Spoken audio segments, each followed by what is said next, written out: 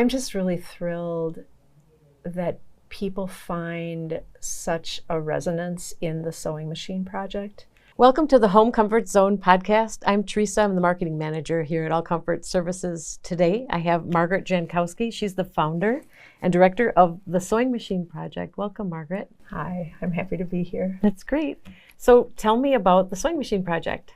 The Sewing Machine Project is a Madison-based nonprofit.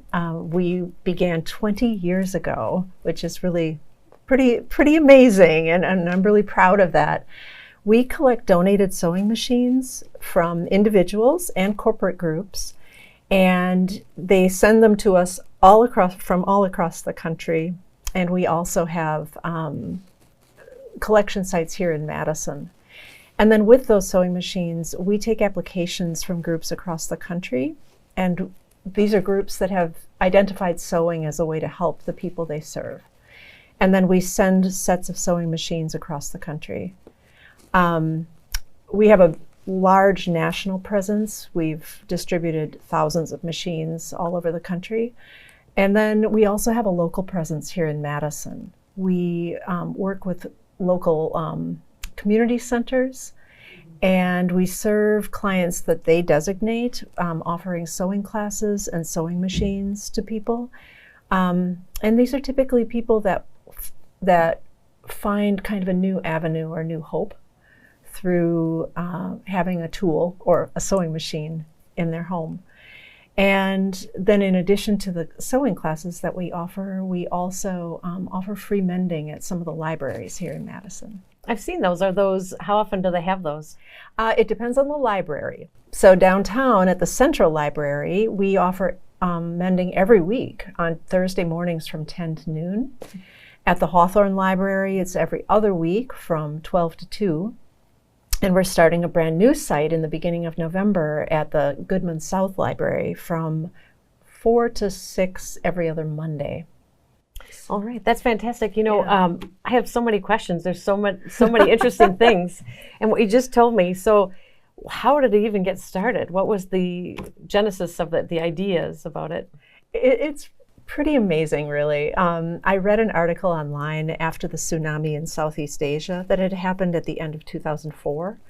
And this article was written by a BBC reporter, and she was traveling with 3 women who lived in Sri Lanka who'd been displaced by the tsunami. And she was walking with them back to their village. And as she walked with them, she interviewed them and asked them what they hoped to find in what was once their home.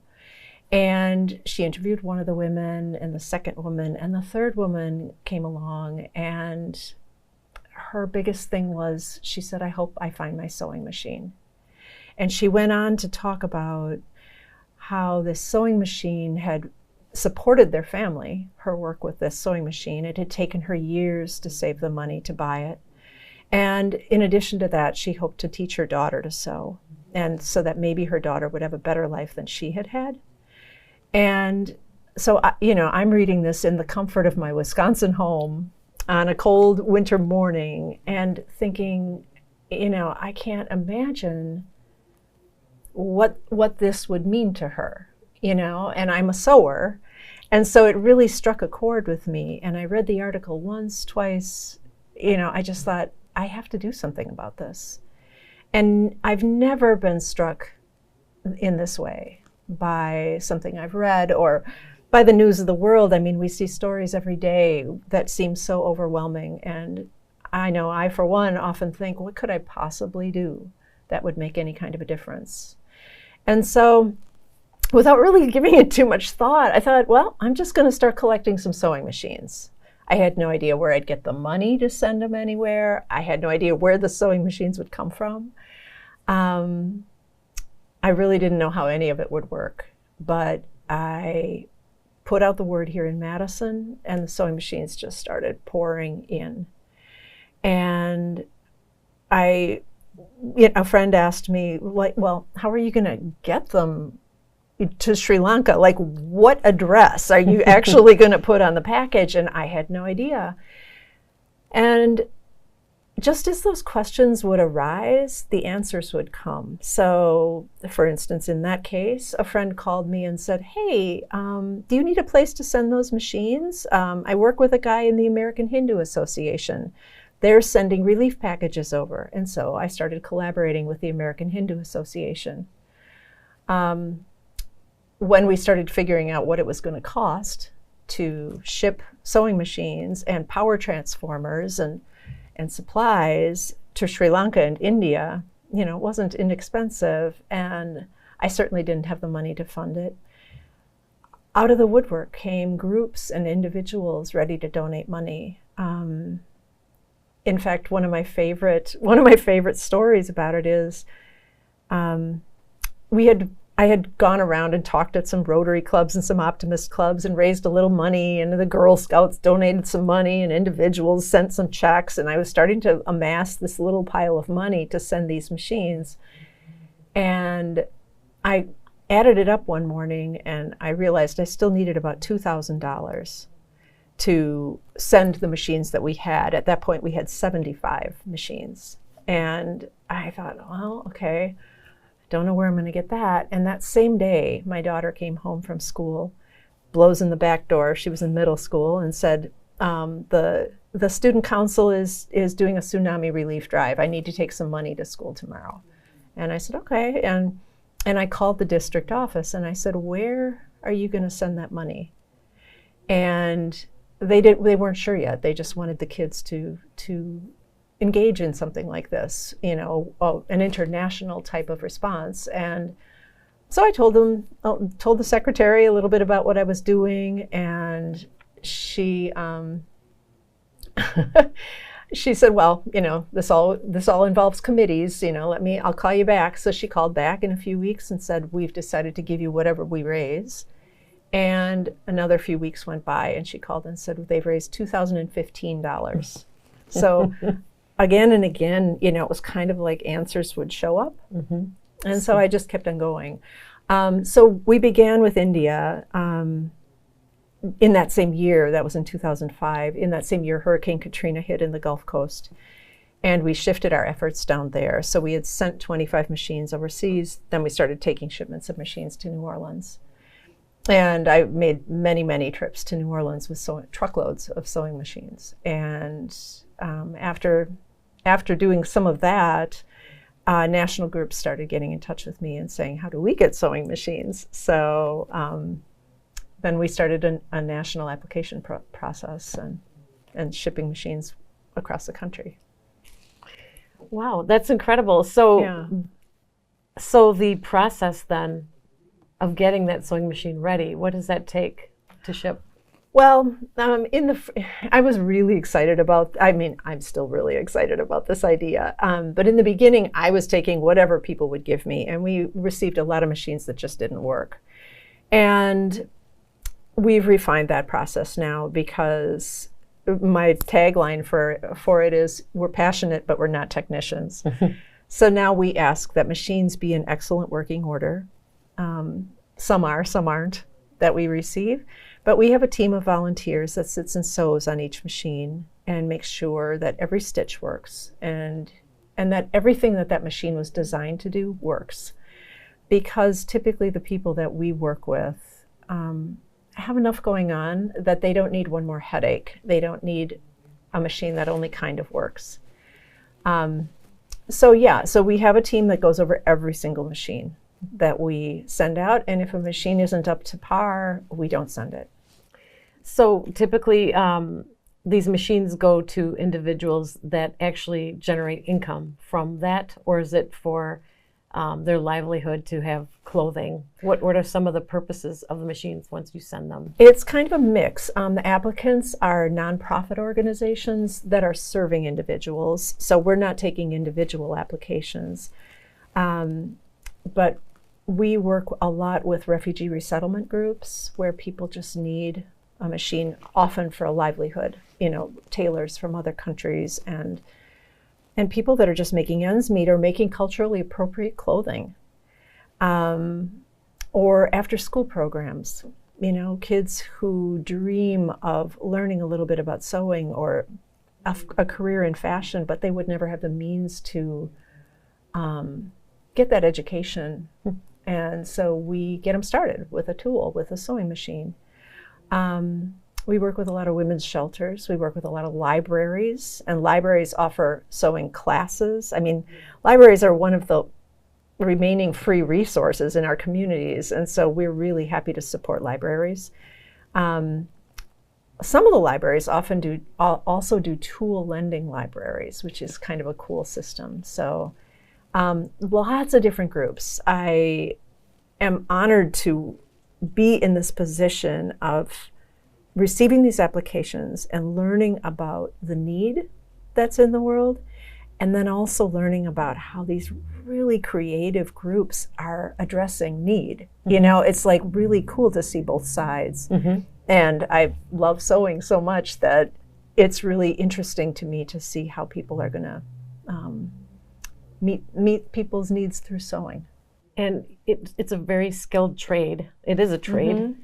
And it's a lost thing, at least in our culture, where at one point, I know when I was in school, you could take sewing, but it wasn't a thing, and it wasn't something. I know that in many generations, people knew how to cut patterns, and they were sewing all the time. That was just that was a fixture in every home. Yeah. And people learned how to do handcrafts and things, and it's out of favor with technology and other things that are in demand at schools. Do you see that coming around, or do you see an interest? I would like to see in schools, for example, people learning how to do some things on their own. Are you seeing that too, or have an interest in helping with that movement? We do get inquiries occasionally from schools. We don't have the means to outfit like classrooms of schools. We're not that's beyond our scope. But I do see a resurgence in sewing. It's just interesting how different it is. I was trained kind of classically as a sewer. I learned how to lay my fabric out and cut a pattern and do all the things that I grew up with. Right. But people are so much more innovative and creative with sewing. People are, there are so many fearless sewers out there. And I guess one of the other points that I find really lovely and helpful in these times is a lot of people are repurposing. People are going to St. Vinny's and picking up a shirt and cutting it up and using that fabric and making it into something completely different. Mm. And that's one of the things that we lean into in our local classes, because a lot of the people that we're serving are going to Dig and Save and going to Goodwill, and that's where they shop. And so we want to show, okay, you picked up that pair of pants, so let's make it fit you. Let's make sure that the holes are sewn up and hem those pants. And so we teach all those skills. Maybe it's not something in the schools today, much like it was in the past, but it's actually having a new life when people are aware that these programs are out there. They can do it on their own time, find projects that they have a passion about or curious about, and they can learn it on their own. Exactly.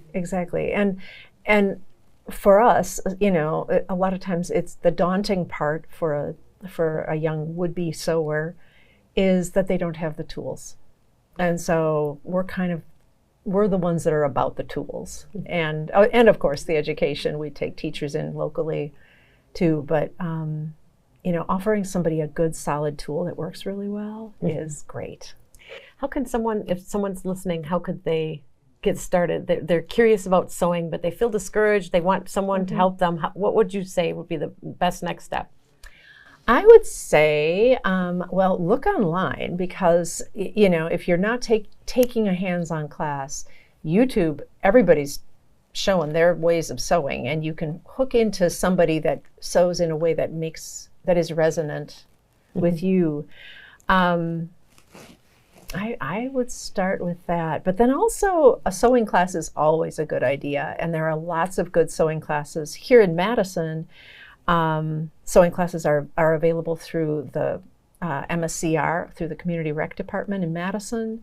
through many of the local sewing stores, even through the Textile Arts Center here in Madison. So that's great. So is there anything you'd like to share about it that I haven't asked you about? I'm just really thrilled that people find such a resonance in the sewing machine project.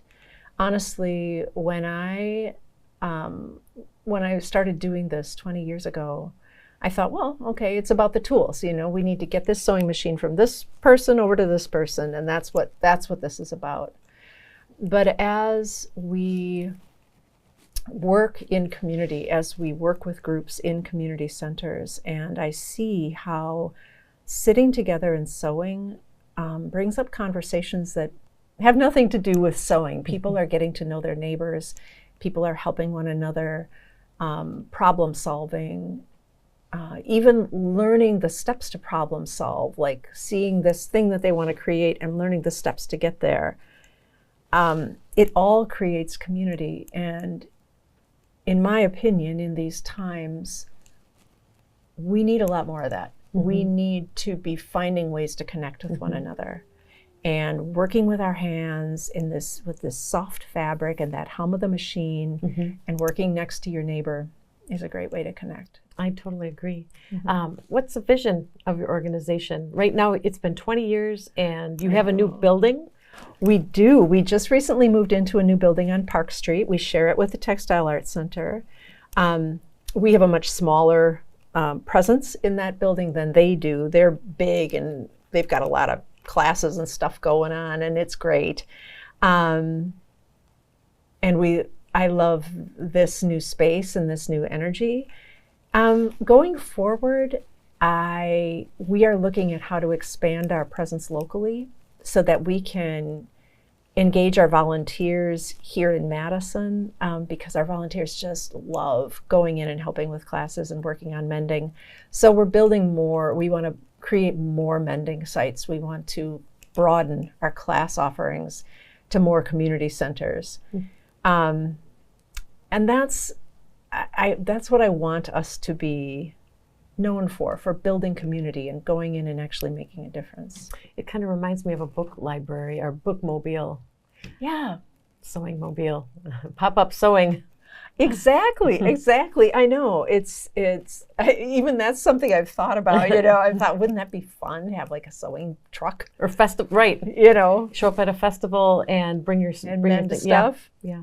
Yeah, we did that at an Old Brick Gardens event this summer. We had a mending table set up and people brought their stuff and we mended at out in the gardens, which was just really cool.